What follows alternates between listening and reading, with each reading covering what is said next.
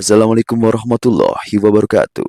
Sakawilang hadir kembali menemani Anda tentunya bersama saya Bagus. Selamat datang buat kalian yang baru bergabung. Dukung terus channel ini dengan subscribe, like, dan komen. Dan jangan lupa tekan tombol loncengnya agar kalian tak ketinggalan kisah-kisah lainnya yang akan diupload pada setiap harinya. Langsung saja kita masuk ke dalam ceritanya yang berjudul Oyot Mimang di Pulau Benteng. Ada banyak hal yang membuat manusia tersesat dalam kehidupan ini. Entah itu tersesat dalam jalan hidup, tersesat pada pilihan, atau mungkin tersesat di jalan ketika bepergian. Pada saat orang tersesat, perasaan kalut dan panik seringkali menyelimuti. Rasa sesak di dada, pengap, frustasi, terkadang dibarengi dengan sejuta pertanyaan seperti, apakah mereka bisa bertahan hidup? Apakah mereka bisa keluar dari jalan yang sesat ini? Di manakah jalan keluar? Pengalaman tersesat kali ini dibagikan oleh seorang rekan subscriber bernama Novan. Beliau adalah seorang petualang pecinta alam. Juni tahun 2022. Novan dan kawan-kawan ingin berlibur ke sebuah pulau kecil. Sekedar melepas lelah dari banyaknya tugas dan kegiatan. Novan pun berdiskusi dengan beberapa temannya tentang wisata mana yang harus mereka datangi. Beberapa saat setelah berdiskusi, mereka memutuskan untuk berwisata ke Pulau Benteng. Pulau wisata yang lumayan sepi dibanding pulau-pulau lain di Kabupaten Gresik, Jawa Timur. Sebenarnya, ada keraguan di hati mereka. Mereka tak tahu apa itu. Diskusi alot sempat kembali terjadi, karena ini menyangkut keselamatan mereka. Jangan sampai pulang liburan malah tinggal nama, tak kembali jasad dan tubuhnya. Hari keberangkatan pun tiba. Novan, Rifki, dan Mamat berangkat dari rumah mereka di Dusun Lawo. Pertama-tama, mereka berkendara menuju dermaga terdekat. Lalu, mereka naik perahu menuju pelabuhan Watu Agung, Mengare. Setelah sampai di pelabuhan Watu Agung, mereka masing-masing menyewa ojek menuju area Tanjung Widoro. Selama naik ojek ada beberapa hal aneh yang mengganggu mereka. Yang pertama Rifki. Ia merasa punggungnya berat sekali. Namun bukan berat karena barang bawaan, melainkan seperti menggendong mobil seberat 1 ton di pundak dan lehernya. Kepalanya sedikit pusing, namun Rifki hanya memejamkan mata saja, tak melihat pemandangan indah di sepanjang jalan menuju area Tanjung Widoro. Novan pun begitu. Ia merasa bahwa pohon dan batu-batu di sekitarnya mengawasi dirinya dan seakan-akan ingin menerkamnya. Sementara itu, Mamat merasakan bahwa akar dari semak dan pohon seakan bergerak mengikuti mereka dari kejauhan. Tapi ketika Mamat melihat ke arah semak-semak, semak-semak tersebut diam. Namun, saat Mamat memandang ke depan, ia melihat ada beberapa semak itu bergerak mengikuti mereka. Ia juga tak nyaman dan merasa bahwa apa yang ia rasakan hanyalah tipuan mata atau ilusi optik semata. Setidaknya, ia berharap demikian. Setelah beberapa menit perjalanan, mereka pun sampai ke Tanjung Widoro. Mereka segera membayar ongkos ojek dan berjalan perlahan. Suasana Tanjung Widoro saat itu cukup sepi. Mungkin hanya ada sekitar 12 pengunjung di sana, termasuk Novan dan kawan-kawan. Pengunjung lain sibuk berselfie ria, foto-foto, dan ada yang hanya duduk lesehan menikmati suasana. Suasana cukup kondusif, dan gejala-gejala mistis yang tadi dirasakan oleh Novan dan kawan-kawan kini hilang begitu saja. Novan, Rifki, dan Mamat beristirahat selama 15 menit. Novan mengeluarkan bekal air mineral, sementara Rifki dan Mamat mengeluarkan bekal minuman dingin manis yang mereka bawa sebelum kesini. Setelah melepas dahaga, mereka segera menaiki perahu untuk sampai ke Pulau Benteng. Selama perjalanan ke Pulau Benteng, Novan dan kawan-kawan mengalami keanehan lagi. Dalam hitungan detik, kabut tiba-tiba turun dan menyelimuti area sekitar. Jarak pandang yang tadinya jauh pun kini terbatas. Padahal, di daerah pantai tersebut, turun kabut adalah hal yang sangat jarang terjadi. Bahkan hampir tidak ada. Rifki mulai protes ke Novan. Tuh kan, apa ku bilang, turun kabut seperti ini berbahaya tahu. Lalu Novan pun menjawab, lah mau bagaimana, apa kita balik pulang saja? Tanya Novan. Lalu Mamat pun menyeletuk, halah, gak apa-apa, sesekali kita camping dan berpetualang seperti ini. Hidup itu harus menantang dan harus berani mencoba hal baru. Masa kalian ini takut sama kabut? Ujar Mamat dengan bersemangat. Pak nelayan yang menyetir perahu pun menengahi dan mengingatkan mereka agar jangan macam-macam. Harus saling jaga dan bawa perlengkapan yang banyak dan jangan sembarangan meninggalkan tenda di malam hari. Pak nelayan juga menenangkan Novan dan Rifki bahwasanya jikapun ada penunggu Pulau Benteng ini, kemungkinan mereka tidak akan melukai atau membunuh. Hanya mungkin iseng saja. Buktinya Pak nelayan ini masih hidup sampai saat ini dan masih bisa mengantar mereka sampai ke Pulau Benteng. Saat waktu melewati sungai, tiba-tiba Novan merasa ada hawa dingin yang mendekat dan meniup tengkuk dan area sekitar leher Novan. Awalnya seperti angin biasa, namun lama-kelamaan angin tersebut perlahan semakin dingin dan berubah sedingin es batu yang diletakkan di tengkuk Novan. Ia pun segera menengok, tapi tidak ada apa-apa. Hanya hamparan sungai dan suara mesin perahu saja yang ada di sekitarnya. Setelah sampai, mereka segera membayar tarif antar kepada Pak nelayan. Tapi anehnya, Pak nelayan hanya menerima uangnya dan mengucap terima kasih. Ia tak sedetik pun memandang Pulau Benteng dan tak juga memandang wajah Novan dan kawan-kawan. Pak nelayan langsung buru-buru menaiki perahunya kembali, menyalakan mesin dan menjauhi dari Pulau Benteng. Mereka cukup curiga dengan gelagat Pak nelayan tadi. Muncul pertanyaan di benak mereka. Apakah ada sesuatu yang dilihat oleh Pak nelayan? Atau jangan-jangan Pak nelayan bukan manusia? Atau ada hal lain yang membuat ia takut dan terburu-buru meninggalkan Pulau Benteng? Mamat yang melihat kedua temannya mematung langsung menepuk pundak mereka. Woi, ayolah. Pak nelayan mungkin lupa kunci pintu rumah, makanya terburu-buru. Ayo kita berpetualang. Toh kalau kita nggak aneh-aneh dan nggak berkata kasar, kita nggak akan dilukai kok sama penunggu sini, ujar Mamat dengan santai. Novan pun menjawab, apa sih kok tepuk-tepuk pundak? Kaget tahu. Ya sudah, ayo kita lanjut masuk. Mereka pun segera memasuki pulau ini. Mereka melihat burung-burung dan beberapa satwa lainnya melompat dari satu dahan ke dahan lainnya. Novan segera memfoto semua satwa yang ia temui. Tak lupa juga, ia berfoto di dekat pantai yang masih biru airnya. Rifki pun menyesal mengapa ia tak membawa pancing.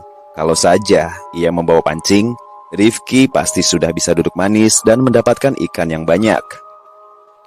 Setelah hari beranjak siang, mereka pun memutuskan untuk mendirikan tenda. Namun, mereka belum tahu di mana mereka akan mendirikan tenda. Novan memilih pinggir pantai, namun Rifki dan Mamat mengusulkan untuk mendirikan tenda di hutan saja. Karena di pantai mataharinya sangat terik dan tidak terhalang oleh dedaunan. Sementara kalau di hutan lebih sejuk karena ada pepohonan dan dedaunan. Namun, Novan kembali menolak karena takutnya mereka tersesat.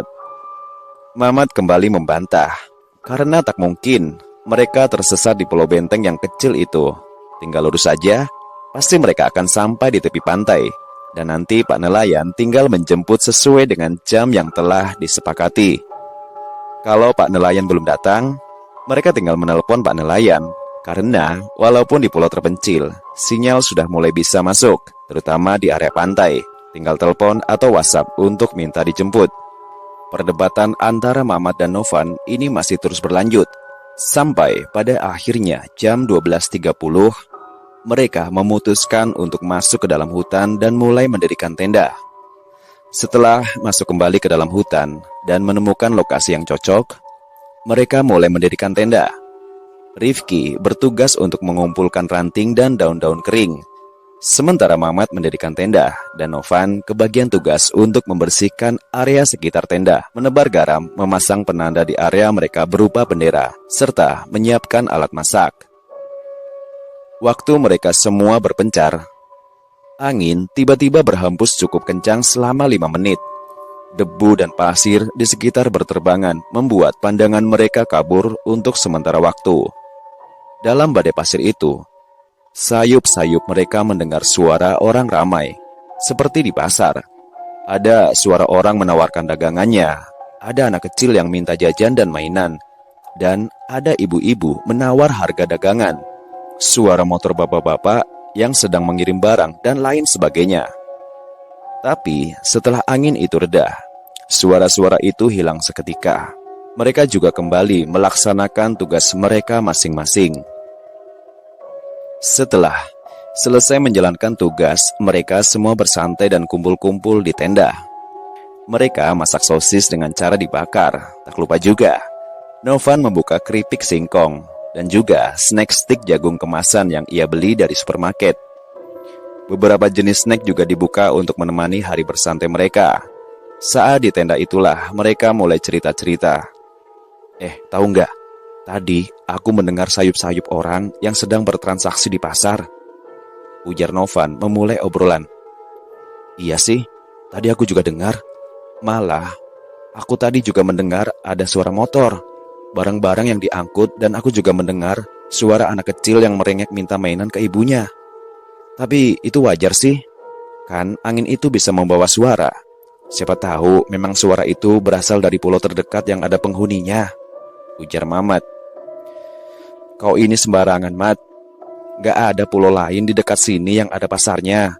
Lagian ya, kalau memang itu pasar wisata, kok ramai banget suara orang. Dan barang yang dijajakan pun bermacam-macam. Kau ini dari tadi meremehkan situasi, Mat. Gak mau lihat sekeliling dan gak memikirkan teman-temanmu juga, ujar Rifki dengan nada agak tinggi. Mamat yang tak mau kalah pun membantah. Ya memang itu dari pulau lain kan?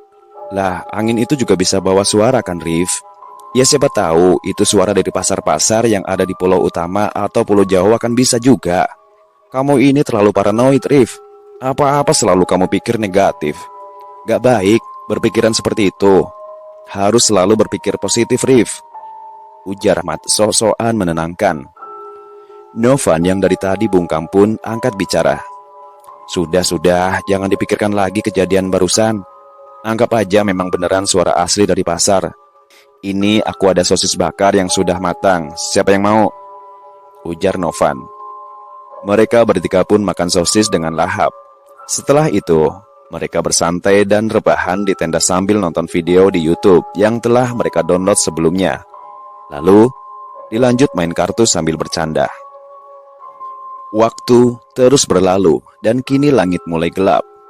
Saat itu, mereka menyalakan kembali api unggun mereka, lalu membakar sosis yang tersisa sambil bercerita ringan. Di tengah-tengah mereka membakar sosis, tiba-tiba mereka mencium bau busuk yang cukup menyengat. Novan segera mengendus sosis yang sedang ia pegang, dan ternyata bukan itu asal baunya. Rifki dan Mamat juga mencium bau dari sosis mereka. Namun tidak ada yang mengeluarkan bau busuk. Yang ada hanyalah bau sosis bakar yang menggugah selera. Mereka bingung, dari mana asal bau busuk tersebut? Mamat sempat ingin menelusuri bau tersebut, namun Novan melarangnya. Novan mencoba menjelaskan bahwa kemungkinan bau busuk itu datang dari beberapa bunga bangkai yang mungkin tumbuh di sekitar pulau. Novan memerintahkan kawan-kawannya untuk segera tidur saja selesai makan dan minum. Mereka juga tidak memadamkan api unggun yang mereka buat, karena mereka takut kalau harus sepenuhnya gelap. Pada tengah malam, saat mereka terlelap, tiba-tiba Rifki menyalakan senter dan membangunkan kedua temannya. Ia bilang ia akan buang air kecil dan meminta Novan untuk berjaga. Novan pun menyanggupi. Ia membuka tenda dan menyalakan senter. Karena api unggun yang mereka nyalakan kini sudah padam dan hanya menyisakan sedikit bara api berwarna merah. Sementara itu, Mamat kembali terlelap dalam tidurnya.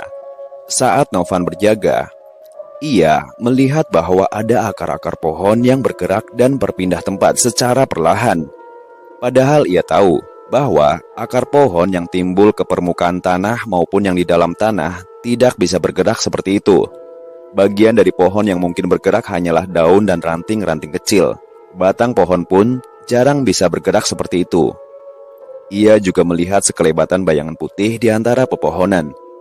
Ia mencoba mengarahkan senternya ke sekelebatan bayangan putih tadi. Tetapi bayangan putih itu selalu menghindar. Sekelebatan putih itu seakan tahu kemana Novan mengarahkan senternya.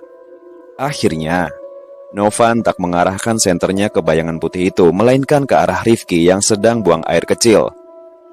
Tiba-tiba, sewaktu senter diarahkan, Rifki tak lagi tampak. Padahal jarak antara Novan dan Rifki hanya sekitar 5 meter dari posisinya buang air kecil di pohon terdekat. Novan pun panik. Ia segera membangunkan Mamat yang lagi asik bermimpi indah. "Mat, cepat bangun Mat, Rifki hilang Mat," ujar Novan panik. Mamat yang terbangun pun masih berusaha mencerna apa yang terjadi. Dan sekali lagi Novan bilang, "Rifki hilang, ayo kita cari Rifki Mat." Mamat pun menenangkan Novan, lalu mengambil senter dan beberapa coklat, serta roti untuk perbekalan. Ia juga menyuruh Novan membawa semua HP milik mereka bertiga. Setelah itu mereka keluar tenda dan mencari Rifki. "Tadi Rifki kencing di mana?" tanya Mamat. "Tadi di sekitar pohon ini. Ia nggak kencing di balik pohon kok, hanya menghadap pohon saja. Lah kok tiba-tiba hilang?" ujar Novan masih dalam keadaan panik. Mereka mulai mencari. Awalnya, mereka hanya mencari di pepohonan sekitar tenda. Namun, batang hidung Rifki belum juga tampak. Akhirnya, mereka memutuskan untuk mencari di tempat yang lebih jauh. Namun sebelum itu, Novan meminta untuk kembali ke tenda dan mengambil seluruh perbekalan yang ada. Dan juga tak lupa peralatan survival. Di tenda hanya menyisakan satu lampu portable dan juga satu buah senter yang dibiarkan menyala, agar mereka bisa tahu dan kembali di tenda mereka sebelum pagi hari. Pencarian kembali dilakukan dan mereka menjelajah ke dalam hutan yang lebih dalam. Mereka sampai menyusuri bangunan tua yang ada di pulau tersebut. Namun hasilnya nihil. Keberadaan Rifki masih belum bisa diketahui. Mereka berdua pun berhenti sejenak. Lalu Mamat mengusulkan sesuatu. "Gimana kalau kita balik ke tenda saja, Van? Soalnya sudah 1 jam lebih, tapi Rifki belum ditemukan," tanya Mamat. "Oke, kita balik dulu ke tenda. Kita nggak bisa kalau terus-terusan mencari. Besok saja kita panggil tim SAR kalau ada apa-apa," ujar Novan yang memang tak mau ambil resiko. Mereka pun memutuskan untuk kembali ke tenda. Namun, dalam perjalanan kembali itu, mereka mendengar suara langkah kaki yang mengikuti mereka. Ketika mereka berhenti, langkah kaki itu juga ikut berhenti. Tapi mereka tak menghiraukan suara langkah kaki itu. Mereka hanya mengingat-ingat di mana tenda mereka dengan patahan ranting-ranting yang mereka buat. Perjalanan menuju tenda pun sangat lama, sekitar 3 jam lebih. Tapi syukurnya, mereka masih bisa tiba di tenda dengan selamat. Tapi ada yang aneh. Seharusnya sinar matahari sudah mulai terlihat, minimal warna oranye jingga di langit. Tapi kali ini matahari tidak terlihat. Hanya gelapnya malam dan suara hewan-hewan malam yang menemani mereka. Tak lama kemudian, ada yang bergerak di balik semak dan pepohonan. Mereka dengan sigap mengarahkan senter mereka dan mencabut pisau yang mereka bawa untuk berjaga-jaga. Samar-samar terlihat sesosok manusia dan ternyata itu adalah Rifki. Sontak saja mereka berteriak, "Rifki, dari mana saja kamu?" Rifki tak menjawab. Ia hanya terduduk lemas. Ia lalu menceritakan apa yang terjadi. "Tadi aku dikejar-kejar oleh biawak raksasa. Aku gak tahu pasti ukurannya, tapi kira-kira sebesar bus 70 penumpang. Dan aku tadi langsung lari saja menuju semak-semak dan melewati bangunan tua. Selanjutnya, aku terus masuk hutan dan akhirnya aku bersembunyi di bawah pohon sambil Tiara berharap ia tak mengejarku. Tapi makhluk itu masih berada di sekitar hutan. Baru sekitar 1 jam makhluk itu pergi dan aku bisa balik ke tenda karena aku melihat cahaya dari senter dan lampu yang kalian pasang di dalam tenda," ujar Rifki menjelaskan. Ya sudah, sekarang ayo kita semua istirahat. Nanti kalau sudah terang, kita akan kembali ke kota Gresik. Mat, jangan lupa telepon Pak Nelayan ya, untuk menjemput kita. Ujar Novan menenangkan teman-temannya. Mereka pun kembali tidur dengan pulas karena kecapean. Novan sebenarnya melihat biawak besar dan juga makhluk tinggi besar sedang mengawasi tenda mereka. Tapi ia terlalu capek dan sudah terlalu pasrah dengan keadaan. Ia pun tertidur dengan pulas. Entah sudah berapa lama mereka tidur, namun tubuh mereka sudah segar kembali dan mereka siap untuk menjalani hari. Saat mereka membuka tenda, keadaan sudah terang. Tapi handphone mereka bertiga pun mati, tidak bisa digunakan untuk menelpon. Namun mereka tak ambil pusing. Setelah membersihkan semua sisa sampah, melipat tenda dan membawa semua peralatan, mereka pun pergi dari pulau benteng tersebut. Mereka hanya mengikuti jalan untuk menuju ke pantai. Waktu berjalan menuju ke pantai, perasaan aneh mulai menghantui mereka. Akar-akar tanaman seperti bergerak sendiri dan mengikuti mereka. Dan tampak dari kejauhan, ada sesosok makhluk yang mirip manusia sedang mengawasi mereka. Lalu disusul dengan suara misterius dari sesuatu.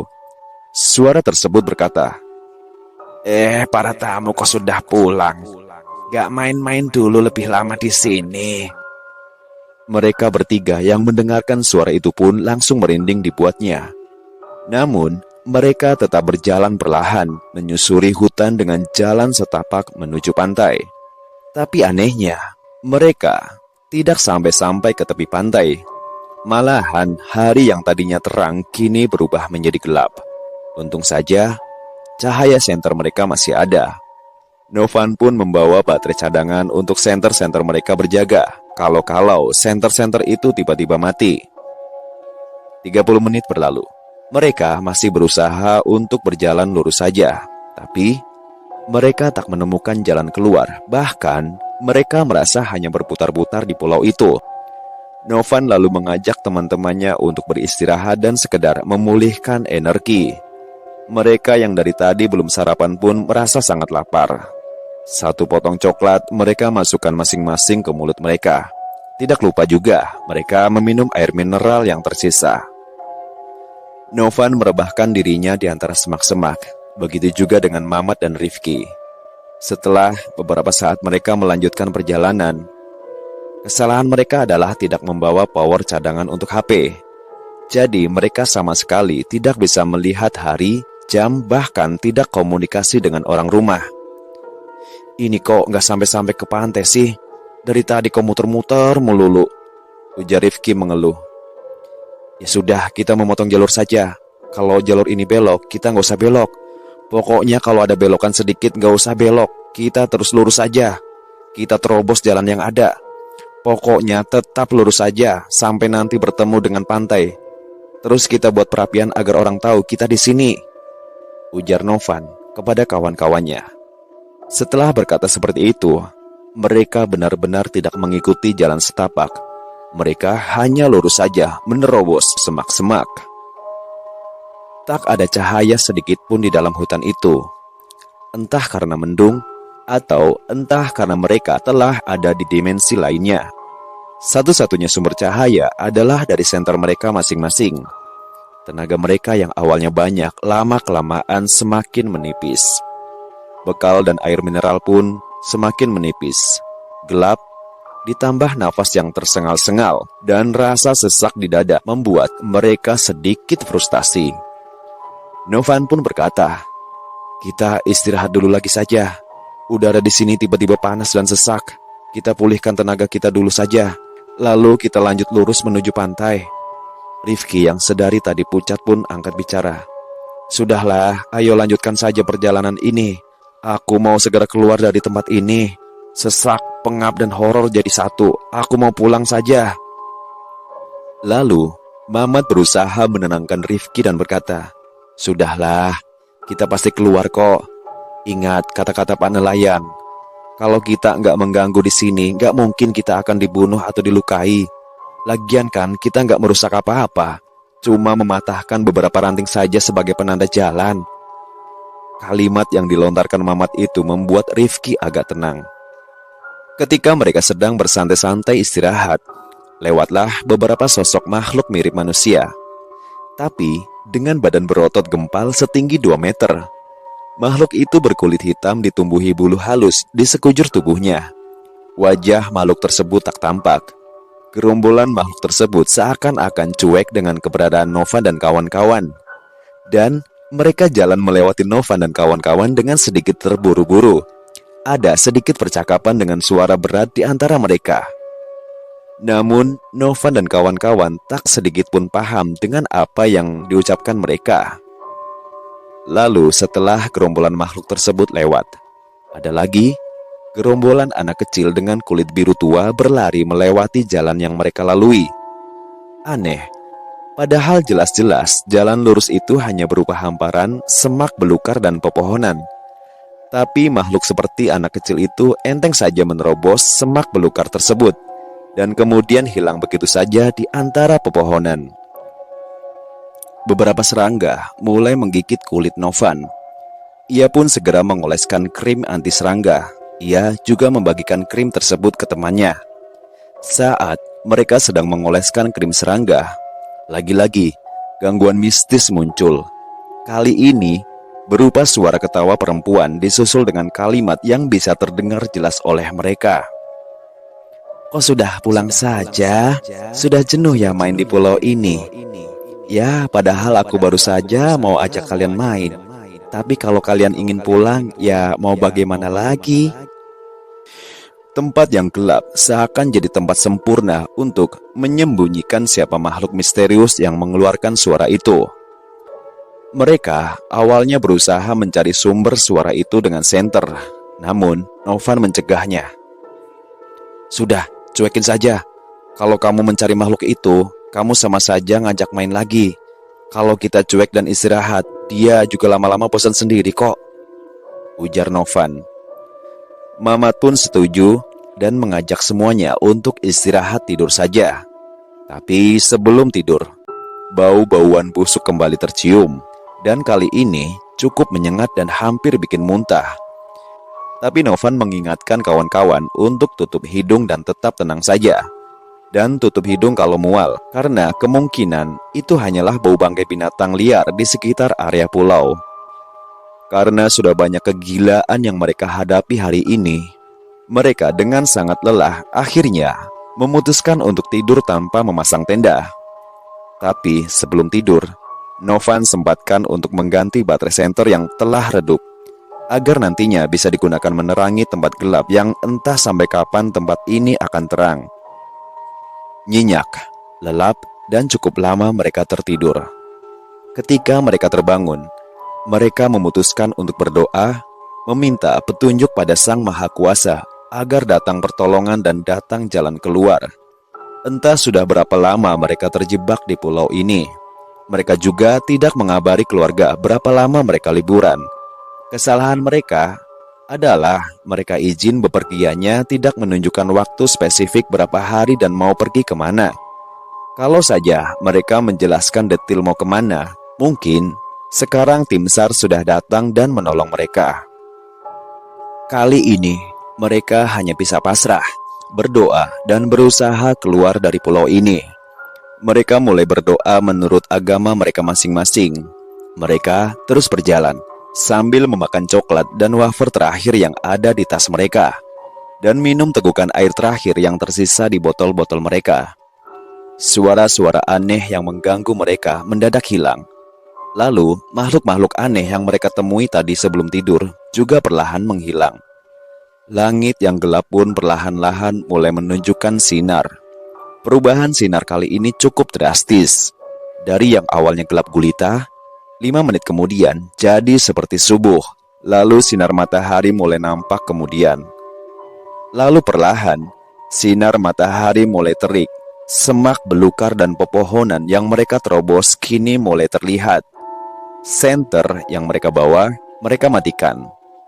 Rifki sempat tersandung akar saat melangkah, tapi itu tidak jadi masalah besar, karena mereka masih bisa jalan dan mempercepat langkah. Setelah sekitar 2 jam berjalan, samar-samar terlihat sebuah desa dari kejauhan. Kini, jalan setapak mulai ada lagi, dan mereka mengikuti jalan yang cukup lebar itu menuju perkampungan. Awalnya, Novan ragu untuk masuk perkampungan itu. Soalnya, di Pulau Benteng tidak ada satupun pemukiman warga. Pulaunya juga cukup kecil kalau digunakan untuk pemukiman. Tapi, Mamat meyakinkan mereka semua. Toh juga mereka bawa pisau. Kalaupun kampung tersebut kampung hantu atau kampung jin, setidaknya mereka bisa melawan walau sebentar. Karena sudah benar-benar pasrah, akhirnya mereka memasuki kampung tersebut. Ternyata, kampung yang mereka masuki tersebut benar-benar perkampungan yang didirikan oleh manusia. Mereka pun berpapasan dengan bapak-bapak seragam coklat yang mau ke balai desa. Mereka pun bertanya, di mana ini sebenarnya? Dan mereka juga menceritakan bahwa mereka tersesat di Pulau Benteng ini. Raut wajah petugas balai desa itu tampak bingung. Namun setelah beberapa lama barulah si perangkat desa ini sadar bahwa Novan dan kawan-kawan terjebak oyot memang. Pak petugas desa juga menjelaskan bahwa mereka ini telah berada di suatu desa di Kabupaten Bojonegoro, Jawa Timur. Dan sangat jauh lokasinya dengan Pulau Benteng. Saat Novan menanyakan ini hari apa dan tanggal berapa, Novan kaget.